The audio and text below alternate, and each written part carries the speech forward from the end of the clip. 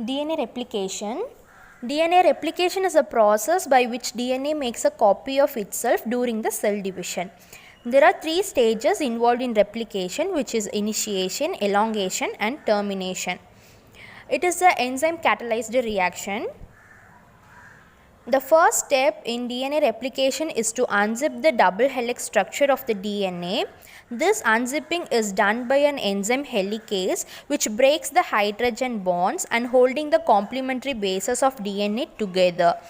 The separated two strands of DNA creates a Y shape called the replication fork. These two separated strands will act as a template for making a new strand of DNA. The strand of 3' to 5' direction is a leading strand and the 5' to 3' direction strand is a lagging strand. A short piece of RNA called primer, which is produced by an enzyme called primase, which comes along and bind to the end of the leading strand. This primers act as a starting point of the DNA synthesis. Next, DNA polymerase binds to the leading strand and it is added to the new complementary nucleotide bases to the strand in 5' to 3' direction. Now, Okazaki fragments are also added to the lagging strand in 5' to 3' direction. Finally, the DNA helicase enzyme shields up the sequence of the DNA into two continuous double strands. So, the result of DNA replication is two DNA molecules which consist of one new and one old chain of nucleotide. Next, the enzyme involved in the DNA replications are helicases. Helicase is used to unzip the parental double helix DNA, and single stranded binding protein. It is used to stabilize the single strand DNA to the used as templates. Topoisomerase is an enzyme is used to correct the overbinding. Primases is an enzyme is used to synthesis the RNA primers. DNA polymerase 3 is used to synthesis and proofreading new strand of DNA. DNA polymerase 1 is replaced DNA primer with DNA and proofreads the new DNA. DNA ligases is used to join the DNA all together.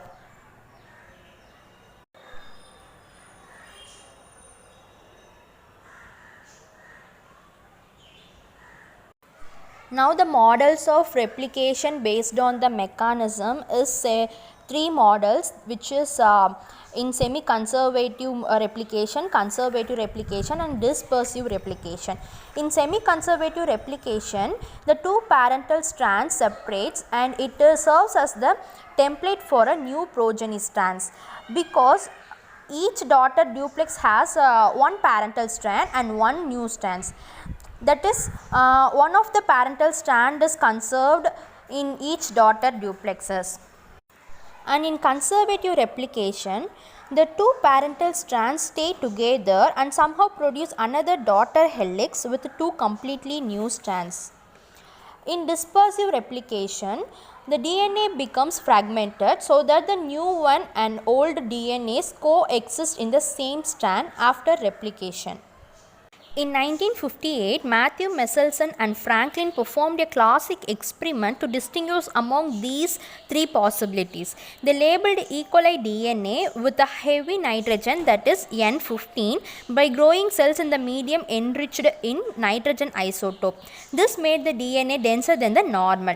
Then they switched the cells to the ordinary medium containing primarily N14 for a period of time. They subjected the DNA to CA-Cl gradient ultracentrifugation to determine the density of the DNA.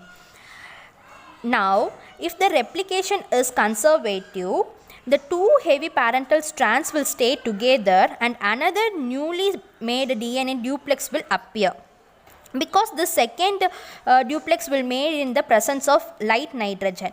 So, both its strands will be light. The heavy parental duplex and the light progeny duplex will separate readily in the CA-Cl gradient. So in another hand, if the replication is semi-conservative, the two heavy parental strands will separate and each will be supplied with a new light partner. These heavy or light hybrid duplexes will have a density half between the heavy parental duplexes and light ordinary DNA.